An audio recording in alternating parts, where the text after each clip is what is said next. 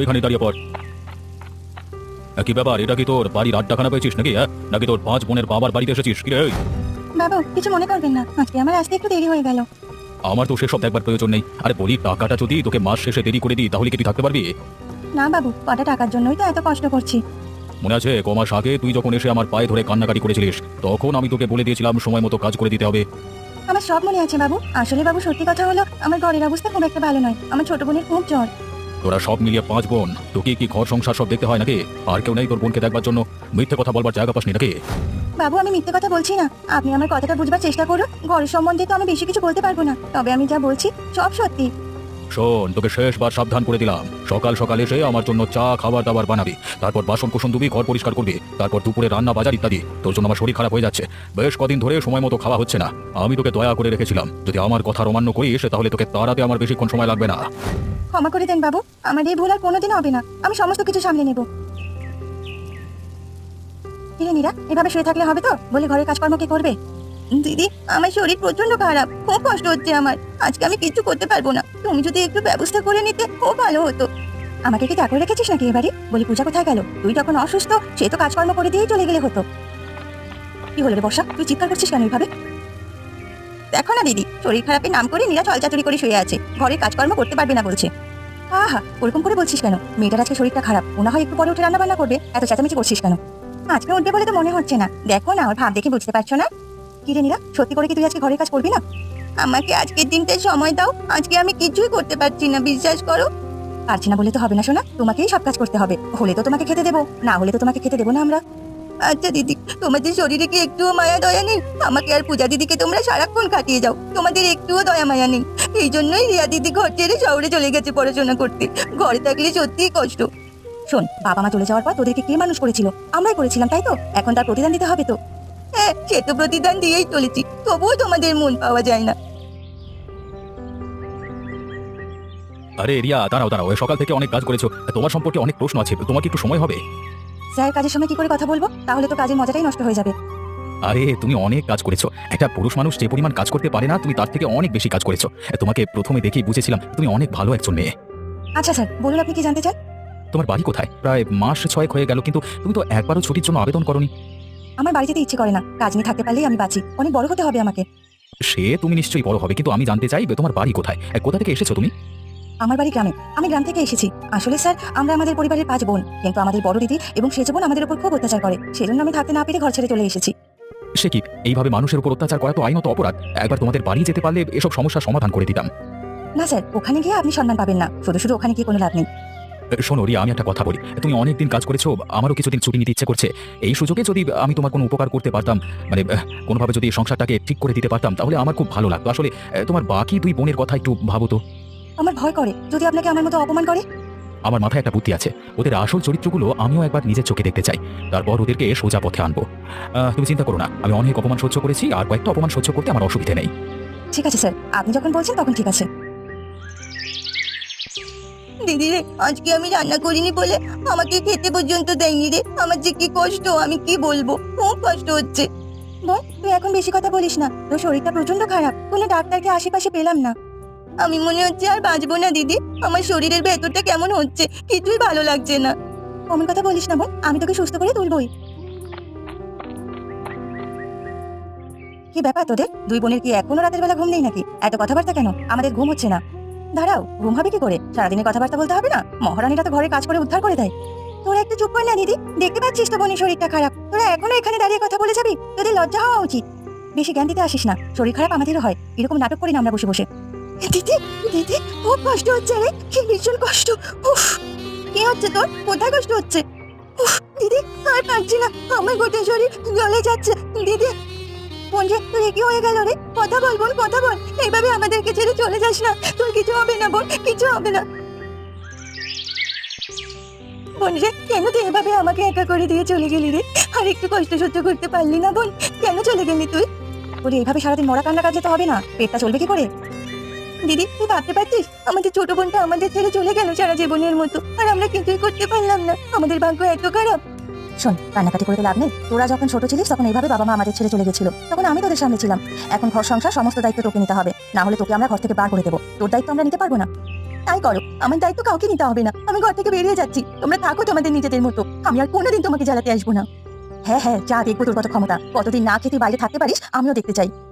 আমার মতো কাজ করার ক্ষমতা আছে, খেটে খাবার ক্ষমতা আছে তোমাদের? আমিও দেখতে চাই তোমরা কদিন না খেয়ে থাকতে পারো। তোমাদের এই শয়তানি বেইমানি নিচু কুৎসিত মন নিয়ে থাকো তোমরা।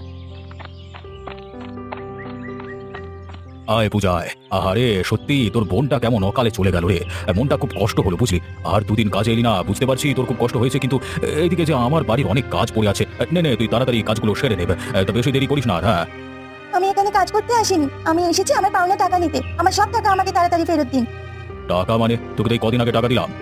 আপনি একদম মিথ্যে কথা বলবেন না। এরকম বলে বলে আপনি আমার অনেক টাকা মেরেছেন, কিন্তু আর না, আমি আমার সব টাকা এখান থেকে নিয়ে তারপর যাব। এই এই, তোর সাহস তো কম নয়, তুই আমাকে হুমকি দিচ্ছিস? এক্ষুনি আমার কাম থেকে তুই বেরিয়ে যা। এই গ্রামে থাকার ইচ্ছে আমার একটুও নেই, তবে আমার পাওনা জিনিস আমি ছেড়ে দিয়ে যাব না। পাওনা জিনিস নিবি? পাওনা জিনিস? হ্যাঁ, দাঁড়া, তবে তোকে তোর পাওনা জিনিস দিচ্ছি। বেরো বেরো এখান থেকে, এই মুহূর্তে বেরিয়ে যা। আর একটাও কথা বলবার সাহস করবি না আমার সামনে। তাড়াতাড়ি আমার এখান থেকে বেরিয়ে যা। আমাকে একটা যে ব্যবহার আপনি আমার সাথে করলেন, একদিন সময় আসবে আপনার সমস্ত ব্যবহারের উত্তর আপনাকে ফেরত দেব। কই রে বোন পূজা, কোথায় তুই? মীরা, এ কি রিয়া, তুই কোথা থেকে এলি? হঠাৎ করে আমাদের কথা মনে পড়লো যে? মনে পড়লো বলেই তো এলাম, কিন্তু বোনেরা কোথায়? তাদেরকে তো দেখতে পাচ্ছি না, নিশ্চয়ই কোথাও কাজে গেছে না? এতদিন পরে বোনেদের কথা মনে পড়লো রে। বোনেরা তো আর নেই। নেই মানে কোথায় তারা? এখান থেকে কি চলে গেছে? তারা আর বেঁচে নেই। কি বললে তুমি দিদি? আমি তো বিশ্বাস করতে পারছি না, কিভাবে হলো এসব? এখন কান্নাকাটি করে কোনো লাভ নেই। যখন বোনদের ছেড়ে গেলি তখন তাদের কথা একবারও মনে পড়েনি? আপনি ভুল করেছেন, ও নিজেদের বোনের ভালো করবার জন্যই এই বাড়ি ছেড়েছিল। আপনি কে? আপনাকে তো ঠিক চিনতে পারলাম না। আর আপনি আমাদের মাঝখানে কথা বলছেন কেন? আমি আপনাদের পরিবার সম্পর্কে যতটা শুনেছি সেই হিসেবেই কথাটা বললাম। নিশ্চয়ই রিয়ার মুখ থেকে শুনেছেন, কেউ কি নিজেদের দোষ নিজেদের মুখে কখনো প্রকাশ করে? সারা জীবনে আমাদেরকে ছোট করে এসেছে রিয়া, আর এখন নিশ্চয়ই আপনাদের কাছে আমাদের নামে বানিয়ে বানিয়ে কথা বলেছে। কিন্তু কিভাবে ওদের এরকম ক্ষতি হলো? ওদের তো এমন হওয়ার কথা নয়। এই বৃষ্টি বাদলার দিনে শরীর খারাপ হয়েছিল, ডাক্তার পাইনি কোথাও, তাই দুজনকে আর বাঁচাতে পারলাম না। তোমরা কি একটু চেষ্টা করতে পারোনি দিদি? যদি শহর পর্যন্ত নিয়ে যেতে, তাহলে না হয় একটা ব্যবস্থা। তুই এখন আমাদের নামে দোষারোপ করছিস, এই বাইরের লোকটার সামনে নিজের সাথে সাচ্ছিস। বল, হঠাৎ করে আমাদের কথা মনে পড়লো কেন তোর? কিছু চাওয়ার আছে নাকি? না, কিছু চাওয়ার নেই। বোনেদেরকে এখান থেকে নিয়ে যেতে এসেছিলাম, ওনার শহরে বাড়ি, উনি আমার সাথে এসেছেন। তোর সেই মনের ইচ্ছে মনে হয় এই জীবন আর পূর্ণ হলো না। তুই বরং এখান থেকে যা, তোর মুখ দেখতে আমাদের আর ভালো লাগছে না। চলে যা এখান থেকে। চলো রিয়া, এখান থেকে চলে যাই, এখানে আমাদের আর থাকা ঠিক হবে না। আরে রিয়া যে, তা কি ব্যাপার? হঠাৎ করে এই গ্রামের কথা মনে পড়লো? দুদিন আগে এলে ছোট বোনটাকে বাঁচাতে পারতিস তো। বুঝতে পারিনি ওদের এত বড় ক্ষতি হয়ে যাবে। কিন্তু আমি গ্রামে এসে কোথাও তো একটা হাসপাতাল বা চিকিৎসালয় দেখতে পেলাম না। আপনাদের গ্রামে কি কিছুই নেই? থাকবে কোথা থেকে? উনি তো গ্রামের মোড়ল, ওনাকে কিছু বলতে গেলে উনি অপমান করে তাড়িয়ে দিতেন। সে কি? তাহলে তো আপনার খুব ভালো করে জানা আছে গ্রামের উন্নতির জন্য সরকারের তরফ থেকে আপনাদের মাধ্যমে অনেক টাকা দেওয়া হয়। আমার কাছে যতদূর খবর আছে, প্রত্যেক গ্রামে হাসপাতাল করবার জন্য অনেক টাকা বরাদ্দ করা হয়েছিল। সেসব টাকা গেল কোথায়? আসলে আমি তো কিছুই জানি না কত টাকা বরাদ্দ করা হয়েছিল, কি করা হয়েছিল, মানে আমার ঠিক জানা নেই। আমি তো ঠিক বলতে পারবো না। আপনি মিথ্যে কথা বলছেন, সেটা আপনার মুখ থেকে স্পষ্ট বোঝা যাচ্ছে। যাক, আমি বাইরে ছেলে, আপনার সাথে মিথ্যে দ্বন্দ্বে জড়িয়ে লাভ নেই। আপনি যদি আজকে আপনার কাজটা ঠিক মতো করতেন, তাহলে আমার দুই বোন আজকে বেঁচে যেত। আরে তোরা বোনেরা দেখছি তোদের দিদিদের মতো একদম নয়। তোর দিদিরা কত ভালো, কিন্তু তোরা হয়েছিস একেবারে বেঈমান। উচিত কথা বললে বেইমানি করা হয়, সবাই ভালো করে জানে সেটা। সত্যি কথা হলো আপনি একজন চোর। আমি আপনার সামনে কথা দিয়ে যাচ্ছি, এই গ্রামকে আমি উন্নত করেই ছাড়বো। আমি আমার উপার্জনের সমস্ত টাকা এই গ্রামের উন্নতিতে নিয়োগ করবো। আমার বোনের যে হাল হয়েছে, সেই হাল যেন আর কারো না হয়। আচ্ছা, আমিও দেখে নেবো তুই কেমন করে এই গ্রামের উন্নতি করতে পারিস। হ্যাঁ, আমি থাকতে দেখি তোর কত বড় হিম্মত। কি রে তোরা, এতজন থাকতে এখনো কি আমাদের পান্তা খেয়ে থাকতে হবে? তোরা ছোট থাকতে আমরা কত কষ্ট করে ভালো মন্দ তোদের খাইয়েছি। তুমি যতই ভালো মন্দ খাওয়ার চেষ্টা করো না কেন, আমরা গরিব মানুষ, আমাদের বেশি ভালো মন্দ খাওয়া পোষায় না। তোরা গিয়ে তো মোড়ল অবিনাশের কাছে কাজ করতে পারিস, সেখানে তো তোরা কাজকর্ম করতে পারিস। আমরাও সেখানে কাজকর্ম করেছিলাম। উনি যে কত কাজ করাতেন সেটা আমার থেকে ভালো আর কেউ জানে না। তোমরা তো সারাক্ষণ পা চাটো, তাই উনি তোমাদেরকে বেশি ভালোবাসে। কিন্তু গরিব মানুষের উপর অত্যাচার করে গরিব মানুষের কষ্টের টাকা কেড়ে নিয়ে বেশি দিন ভালো থাকা যায় না। তুই বেশি জেনে গেছিস বলেই তোর এই দুর্গতি। দিদি তোমরা চুপ করো, তোমরা যদি চাও আমি কাল থেকে কাজে যাবো। আর আমিও। তোরা কাজে যাবি মানে? তোদের বয়স কত রে? তোরা এখন পড়াশোনা করবি, মানুষ হবি। দরকার হলে আমি কষ্ট করে তোদের জন্য টাকা উপার্জন করবো, কিন্তু বটি এই বর্ষাকে আমি দেখতে পারবো না। তা দেখতে পারবি কেন? আমরা তো পাকা দিনে মই দিয়ে রেখেছি কিনা? দেখে দিদি, তোমার কষ্টে আজকে এই প্রতিদান দিল রিয়া। এই পাপের পান্তা আমি খাবোই না, আমি চললাম। তোমাদের কোথাও যেতে হবে না, আমি এই বাড়ি ছেড়ে চলে যাচ্ছি। আর শোন বোনেরা, তোরা ভালো থাকিস, নিজেদের পড়াশোনা মন দিয়ে করিস। বাবু বাবু, আপনি এখানে নিশ্চিন্তে বসে আছেন, আর ওদিকে যে সর্বনাশ হতে চললো। কি ব্যাপার? কি হয়েছে? তুই এরকম ভাবাচ্ছিস কেন? ওরা আবার এসেছে বাবু, আপনার সেই 2 বিঘা জমির সামনে দাঁড়িয়ে কি যেন আলোচনা করছে। হাতে অনেক কাগজপত্র আছে দেখলাম, আর তাদের সাথে একজন কালো কোট পরা উকিল। কি বলিস কি রে? ওরা তাহলে এত দূর বেড়ে গেছে, শেষ পর্যন্ত উকিল নিয়ে এই গ্রামে হাজির হয়েছে? আপনি তাড়াতাড়ি চলুন। আমি রিয়াকে জিজ্ঞাসা করায় আমাকে রিয়া পাত্তা দিল না, যেন আমাকে চেনেই না এমন ভাব করলো। আচ্ছা ঠিক আছে, আর এখানে বসে থাকবার কোনো মানে হয় না। চল চল, তাড়াতাড়ি গিয়ে একবার দেখে আসি। বেটাদের একবার সাহায্য করতে হবে, নাহলে বড্ড বাড়াবাড়ি করছে, বড্ড। দেখুন উকিল মশাই, আপনাকে পরিষ্কার করে বলে রাখি, আমি কোনো রকম ফাঁক চাইছি না। ওই অবিনাশ যেন কোনো রকম ভাবে সুযোগ না পায়। আপনি কোনো চিন্তা করবেন না, ওকে এমন আইনি প্যাঁচে ফেলবো সেখান থেকে উদ্ধার হতে পারবে না। বেটা অনেক টাকা মেরে বড় লোক হয়ে উঠেছে, এক একটা টাকার হিসেব আমি নেবো। ওই যে আসছেন, বর্ষা ওনাকে সাথে করে নিয়ে আসছেন। কি ব্যাপার, কি এখানে সব কি হচ্ছে? আমার জমির সামনে দাঁড়িয়ে আপনারা কি করছেন? আপনি তাহলে এই গ্রামের মোড়ল নাকি? আগে হ্যাঁ, কেন আমাকে দেখে কি আপনি বুঝতে পারছেন না? না, আসলে চোরেদের মুখে একটা আলাদা রকম দাগ থাকে তো। আপনি দেখছি বেশ ভদ্র চোর, আপনার এলে মাছে বলতে হবে। আপনি কি আবল তাবল কথা বলছেন? আপনার তো সাহস কম নয়, আমাদের গ্রামের মোড়ল মশাইকে আপনি যা ইচ্ছে তাই বলছেন। আচ্ছা, তুমি তাহলে ওর চেলা নাকি? নিশ্চয়ই পা চেটে তুমি অনেক টাকা পয়সা করেছো। ভালো ভালো, তা দুজন কি যে এবার জেলে যেতে হবে? জেলে মানে? শুধু শুধু জেলে যাবো কেন? আমি কি এমন করেছি যে আপনি আমাকে জেলে পাঠাবেন? বরঞ্চ আপনারা আমার জমির সামনে দাঁড়িয়ে নিশ্চয়ই কিছু পরিকল্পনা করছেন আমার জমিটা কিনে, তাই না? ওটা আপনার জমি ছিল, কিন্তু এখন আর আপনার জমি নেই। ওই জমি এখন আমাদের হয়ে গেছে। তার মানে কখন এই জমি আপনাদের হলো? আপনার সঙ্গে এত কথা বলতে পারবো না, শুধু একটা কথা জেনে রাখুন, এই গ্রামে এই জমিতে নতুন একটা হাসপাতাল করে উঠবে। আমি থাকতে সেই কাজ কখনো হতে দেব না। আমি এই গ্রামের মোড়ল, আমার অনুমতি না নিয়ে আপনারা এত বড় কাজ করতে পারেন না। পারি। আপনি যেমন আমাদের অনুমতি না নিয়ে সরকারের টাকা মেরে বসে আছেন, তেমন আমরাও পারি আপনার জমিটা হাত থেকে কেড়ে নিতে। আপনি কিচ্ছু করতে পারবেন না। এবার কি হবে অবিনাশ বাবু? ওদেরকে যা হোক করে আটকাতেই হবে। আমার মাথায় একটা পরিকল্পনা আছে, তার জন্য তোমাদের দুই বোনের সাহায্য লাগবে, তাহলেই এদেরকে জব্দ করা যাবে। আমার পরিকল্পনা খুবই কঠিন। তোমরা যদি আমার সাথ দাও তাহলে আমি তোমাদের রানী বানিয়ে রাখবো। আমার যা কিছু সম্পত্তি আছে আমার পর সব তোমরা পাবে, কিন্তু এখন এই সম্পত্তিকে ওদের হাত থেকে বাঁচাতে হবে। আমাদের কি করতে হবে বলুন? কালকে যখন ওরা আসবে তখন মিথ্যে মুখোশ পরে তোমার বোনের সামনে গিয়ে ন্যাকামো করতে হবে এমন, যাতে তোমরা তোমাদের ভুল বুঝতে পেরেছো এমন বোঝায়। তারপর ওদেরকে দুপুরে খাবার নেমন্তন্ন করিয়ে ঘরে নিয়ে যেতে হবে। সে না হয় আমরা করে ফেলবো, কিন্তু শুধুমাত্র দুপুর বেলায় বাড়িতে খাওয়ালে ওরা আবার আমাদের কথা মেনে নেবে, সেটা কি করে বুঝলেন আপনি? আগে আমার পুরো কথাটা শোনো। তোমরা ওকে নেমন্তন্ন করবার পর ওরা বাড়িতে এলে তোমরা ওকে পান্তা ভাতের সাথে বিষ মিশিয়ে খাইয়ে দেবে, যাতে তিনজনই সেই মুহূর্তে মরে যায়। কিন্তু আমরা কি করে করবো? যদি পুলিশে ঝামেলায় ফেসে যায় তাহলে তো সর্বনাশ হয়ে যাবে আমাদের। কিছুই হবে না, আমি থাকতে তোমাদের কোনো চিন্তা নেই। শুধু যেমনটা বললাম তেমনটা করো।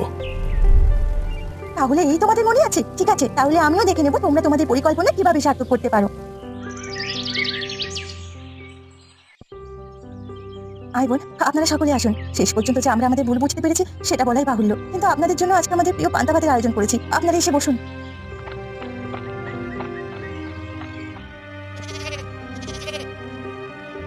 কতদিন বাদে পান্তা ভাতের স্বাদ পাবো, সত্যি আমার কি ভালো লাগছে। তাহলে রিয়া, আমরা খাবো তো? না, আপনারা কেউ এই ভাত খাবেন না, এই ভাতের মধ্যে বিষ মেশানো আছে। কি পূজা, তুই কোথা থেকে এলি? এরা তো বললো তুই নাকি মরে গেছে, তাই তো? না, আমি মরিনি, কিন্তু তোমরা যদি এই পান্তা ভাত খাও তাহলে তোমাদের এই মুহূর্তে মৃত্যু হবে। পূজা, তুই আমাদের কিন্তু ছোট করবার চেষ্টা করছিস সবার সামনে।